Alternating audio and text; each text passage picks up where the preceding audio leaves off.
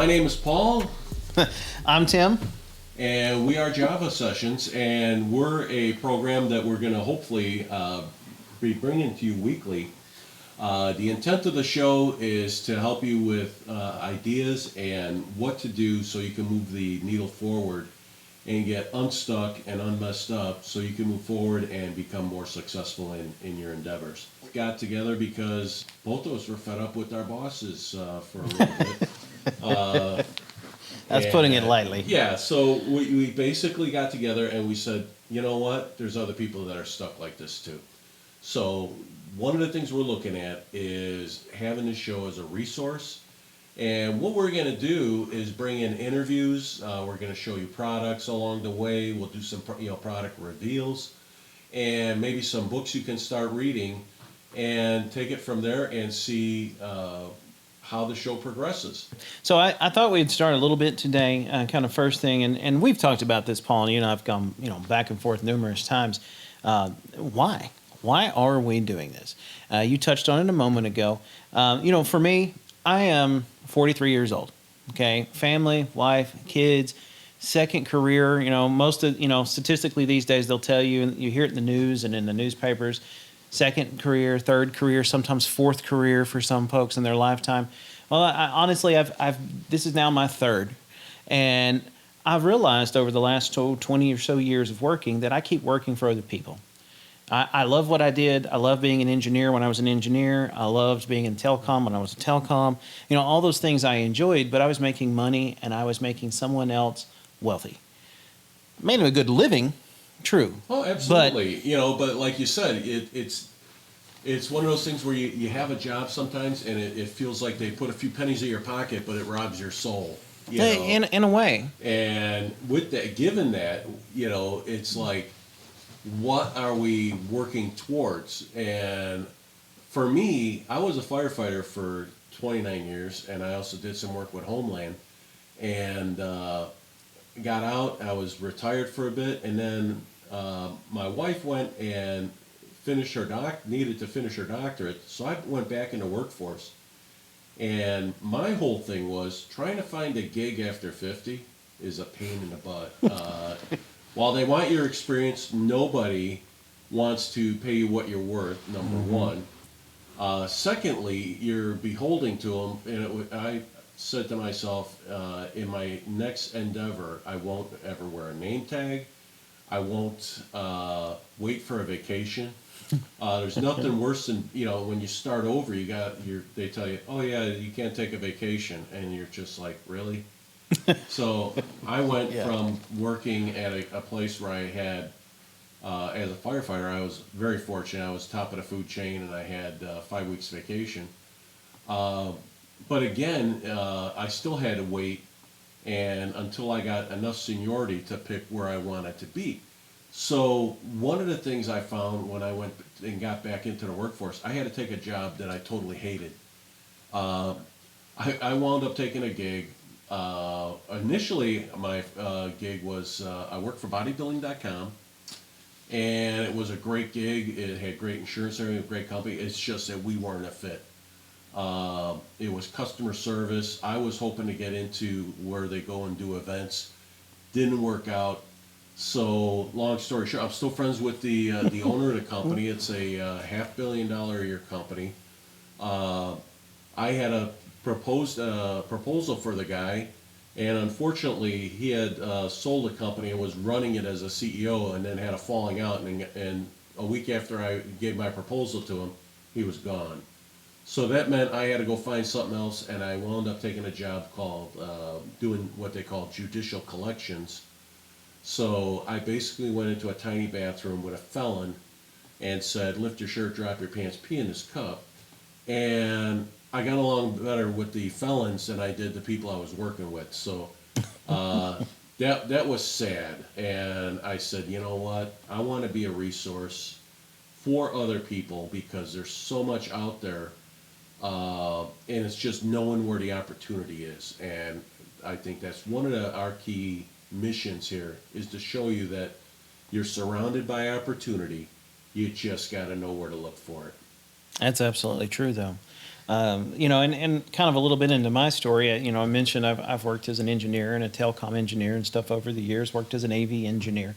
I've done a lot of technical work over the years, but as I've gotten a bit older and I watched my family start to grow up and my parents get older and all those kind of things, and, for years it was kind of sconed in my mind that, you work hard, you put your money in a retirement, a 401k, various investments and things so that, when you're 60, 65, you retire, and I'm thinking, I'm never going to get there. I'm almost there, and I got to tell you, I was very fortunate that I was able to apply, and when you see what you're going to get for Social Security, I'm fortunate that I've got a really great pension. I mean, most people aren't, and I've got a wife who has a really great career. But one of the things I found out is a lot of people are not prepared, and the biggest concern is that you're going to outlive your retirement, number one. Number Yeah. two, when you see what the retirement and what Social Security is, it's really not enough to live a lifestyle you want. I mean, I'm not one for cutting coupons and eating beans 4 times a week. I want to have a decent lifestyle, and I think everybody else does. And one of the things we're here to show you people is where the opportunity is, the benefits of having a business or a side business, and some of the things we're going to do, again, along that way is show you all the things where you can see the resources, pick the area you want to be in, and start making some choices now, and start moving that needle so you are prepared. I mean, one of the things that you and I both talk about is dig the well before you need it. Yeah, that's very Dig true. the well Very before true. you need the water, and start if you're 5 years out from a retirement, the time to do it is start looking now and start planning, because time flies and time waits for nobody. That's very true. But I want to interject one point here because I think it's important and Paul, I've talked about, again, I'm going to say this probably 100 times, folks. Paul and I talk about a lot of things. We pretty much talk every day about one topic or another. But probably should take a moment and explain what this is not. Okay. First and foremost, what it is not is easy. Okay.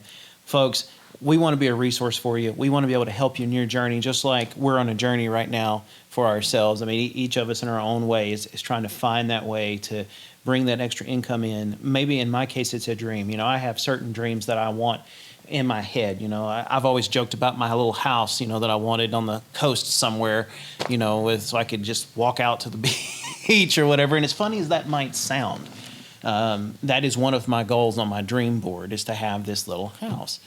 But make no mistakes, what it is not is an easy thing to do.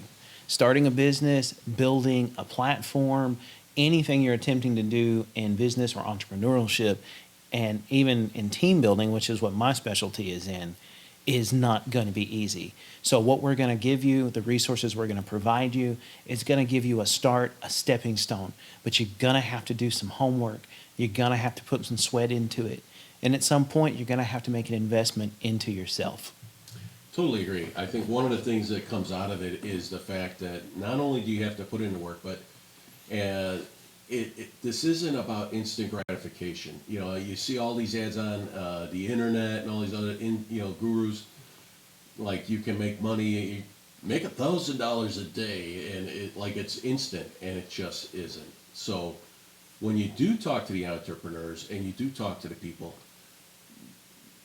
first off, they always say they wish they'd have done it 10 years sooner.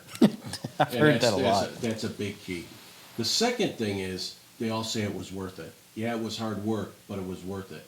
And you ask them, if, has there come a point where, very few of them say they would go back to their other job. Most of them love the freedom that comes with it. Most of them like the fact that there are a lot of benefits. Some of the benefits, and we'll cover it in one of our later interviews in like Rich Dad Poor Dad, is when you start a part-time business, all the tax breaks you get. From being able to write off your cell phone to being able to write off your computer, part of your house. There's so many different benefits to having it, and that's why there's so many people getting into it, because we can all you can now compete on a level with some of the big boys. And the cool thing is, it's never been easier to do it. Again, still got to do the work, but the information is readily available. And for the most part, as long as you have an internet connection, you can live where you want. How many of you are not living where you want? I lived in Chicago, which, while I liked the food and there was some cool things there, I hated the winters. I got stuck. It's so cold I in used there. to have to, working for an emergency services, I got stuck driving in blizzards, and I got to tell you, it wasn't fun. So one of the things I think that you get out of it is you get to live where you want to live. Very You get true. to create your lifestyle, but you have to take the time and decide what you want that to be. And part of that, we had just talked on the way over, is believing in yourself that you can do it. And that is so important, because so many people are fed a line, and and part of the whole thing that we want to bring across too is that you have to keep the dream stealers at bay, man, because there are people out there who see you doing what you want to do, and if you succeed, you're taking away their reason for them not to succeed. So misery loves company. Don't let them around you, is my whole point. Treat some of the dream stealers, even though they might be friends and things like that. Treat them, some of them you have to treat and let go, because they're not going the same way you are. So with that, it's a matter of choosing who to be around, starting to surround yourself with like-minded people. Tim and I met at McDonald's, where he was the manager, and we just struck up a conversation, I think a little over a year ago, and we just happened to click and found out we had a lot in common. And by getting around like-minded people, you find that it charges you up and gets you going in the right direction. So That's what- very true, though. That is absolutely true. That belief and personal commitment that it takes to want to take the step is so important, and the like-minded people is so important. And when I first started this endeavor with you a year ago, I had to sit down. I had to take some time. Okay, I had to take some time and figure out who was in my life that was going to help the situation and help me get there. And I also had to take time to figure out, like you mentioned, who wasn't going to get there. And I've had to make some changes. There are some friends and colleagues that I have had over the years that now sit on my kind of periphery, if you will, but some of them don't, and not involved in any way in this endeavor. So it is very important at times to know what your commitment is, know the commitment level of the friends and colleagues that you have around you that are going to help you, because you can't do it alone. No entrepreneur is going to make a successful business alone. It takes dozens of people along the way, outright, to make it It's happen. important to build a team, like you said, and knowing what your expertise is. And I think I'm trying to think of the in the book The E-Myth by, I forget the guy's name, but he talks about being able to work on your business instead of in your business. So Absolutely. if you get bogged down doing things that you don't like, first off, you're going to do a lousy job with it. And second of all, somebody can probably do it better and faster. And we found that out. One of the things we have going is, just as a point of reference, is we're building a Shopify store just as like a case study. And along the way, we realized that, hey, we needed a designer. So we outsourced our t-shirts. That's very true. We did. Which come has to that been an realization. interesting journey, and we're going to do what's called a POD, print on demand, to start with. And I did find a designer, and we went with them, and back and forth with the collaboration, and between the three of us, we finally got some designs. But fact of the matter is, the guy was able to make revisions and got back to me literally within minutes, where it would have taken us each probably to make a simple revision, 20 minutes, half hour. This guy I went and got a cup of coffee, I came back, and it was there. It was done. So It's very true. Very Knowing true. your limitations, knowing what you can outsource, and moving the needle faster is a big key. You get some people that just want to do it all, and they're the ones who are going to get frustrated. They're going to get tired, and probably won't last. And when you The start seeing the needle move, it energizes you. Well, that and those groups of people, and we've all ran across the burn bright, burn quick, group of people, and I've honestly worked with them over the years, and I've even run into a few of them in the last couple of years. And you're right, for the most part, most of them end up failing within the first 6 months or so, simply because they burn themselves out because they don't have a team of people to help them. And that's the thing that drives me crazy when I talk to people, and it does. I get very frustrated when I hear them talk to me, and they tell me, I've got this, and I'm doing this design, and I'm doing this graphic, and I've got this website, and I've got this blog post, and I've got these YouTube videos I'm recording, and then I ask them, how many of those things are published? And the response I usually get is one to none. So they've been working 6 months, 24/7, maybe working a regular job, and then they come home, they do that like 5 to 10 p.m. group, and all of a sudden they've got 20, 30 products or projects started on their endeavor and have nothing accomplished. And that's honestly one of the things, aside from your commitment, one of my things when I deal with teams and do team building and teamwork is find and create obtainable goals. Please find and create obtainable goals on a small scale. Maybe it's one item a week. Maybe you can't do one item a week when you get started. Maybe it's one a month or once every 2 weeks. Start on little bitty things that are reasonable and obtainable. And believe me, over time, you're going to discover it becomes a lot easier to see the big picture and achieve that picture. I've seen where it falls into two camps. Well, actually three. The people who don't have a clue and they don't know what they want to do. So you ask them and you say, hey, what's your plan for the future? Well, I want to be rich. You go, well, how are you going to do that? Well, I don't know. And you just get the zombie eyes. It's kind of like when you meet the people at Walmart, not Walmart people, but nobody wants to work there.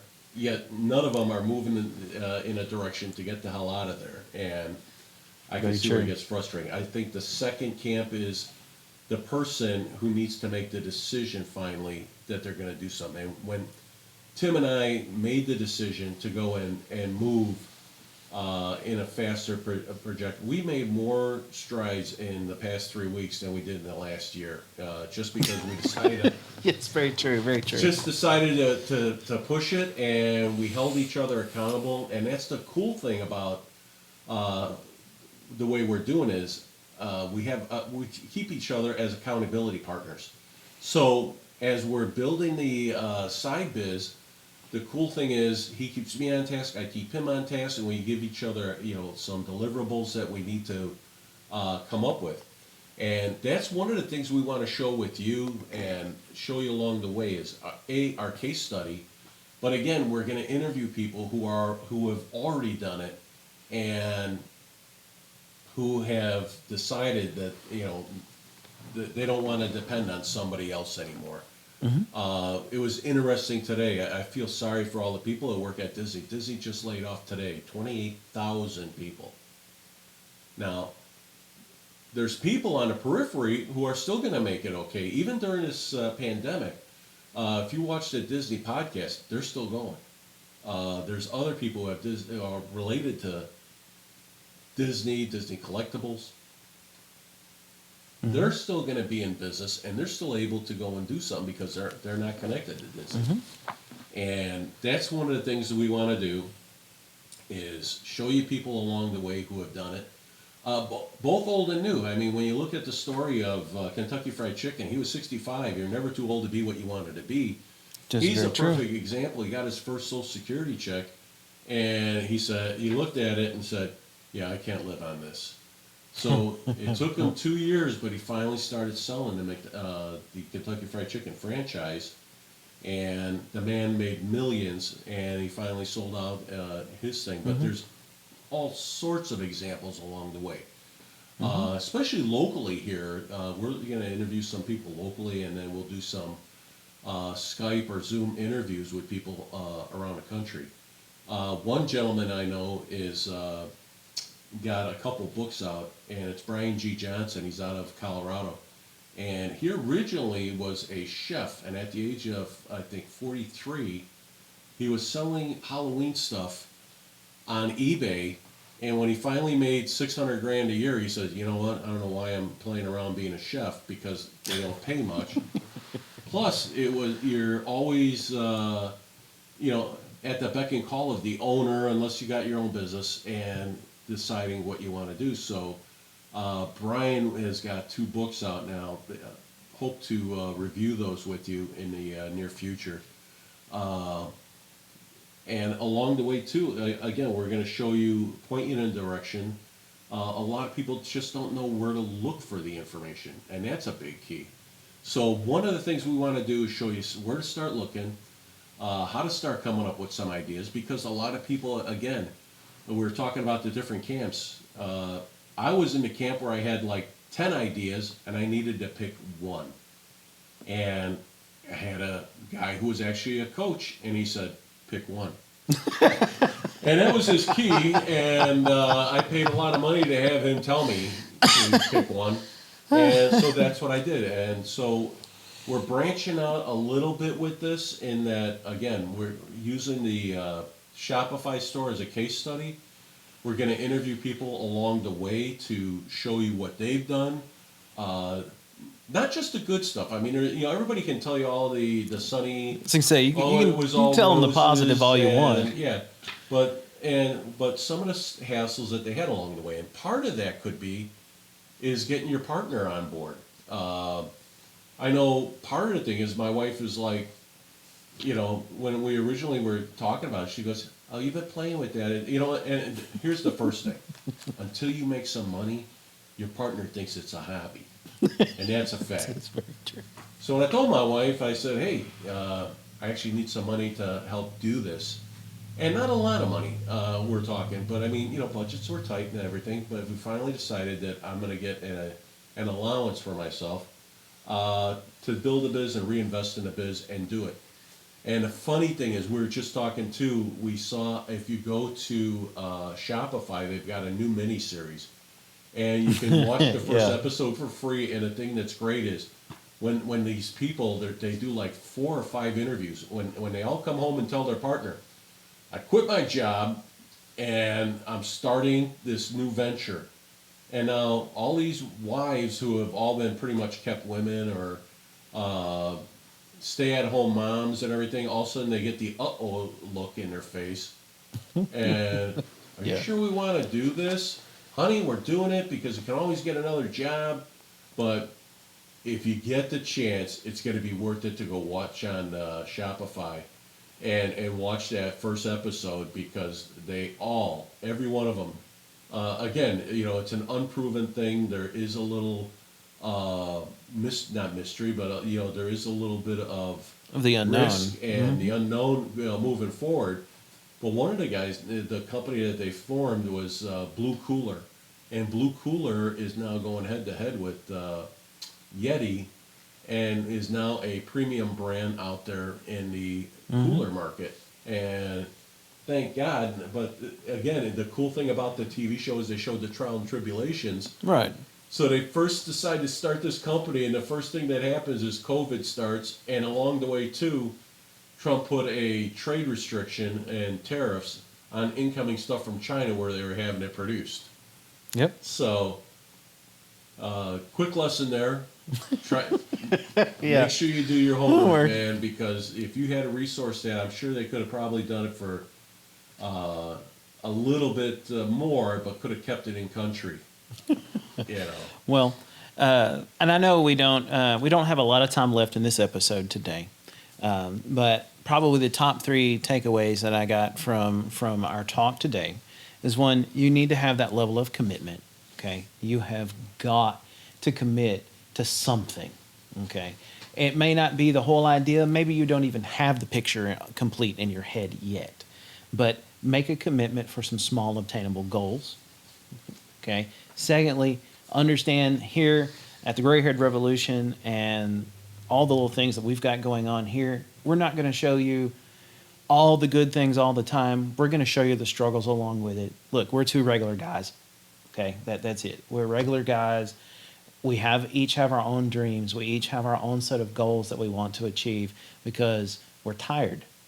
We're tired of working for something that is unobtainable. So we want to change the circumstances so that we can obtain what we're looking for.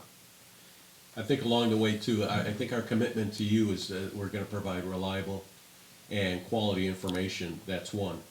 The second thing I think we want to do is bring a lot of ideas, not just one idea of, Yeah, there's 100 ways exactly to achieve not just a goal. online. There's other things, and just because there's a huge thing about doing stuff online, but if you're happy making pizzas and you want to open a pizzeria, we'll show you where to get the good information and what Right. events to go to, because part of the thing I want to do is along the way go and take you to some events, because one of the things that opened my eye and it opened Tim's eye is getting to events and getting around these people Is opens your important. eye. So given that, I think we're wrapping it up here today. Anything else, Tim? The only thing I've got, folks, for you as we wrap it up for today, take time. Check us out on Facebook, social media, website. Start looking for the resources. We're going to start putting out information as far as blog posts, some video snippets, book reviews, the good, the bad of our journey. You're going to get to see it all. So take time, ask questions, shoot us an email. We'll get back to you, trust me. From Java Sessions and the Gray Haired Revolution, folks, y'all have a good day. Thank you so much. And one last thing, I want to thank John Cooksey for helping us out with a studio, and I want to thank our production assistant, Houston, who is manning the cameras and working behind the scenes. So that given, you guys have a good week. We'll see you next week, hopefully. Take care. Stay safe.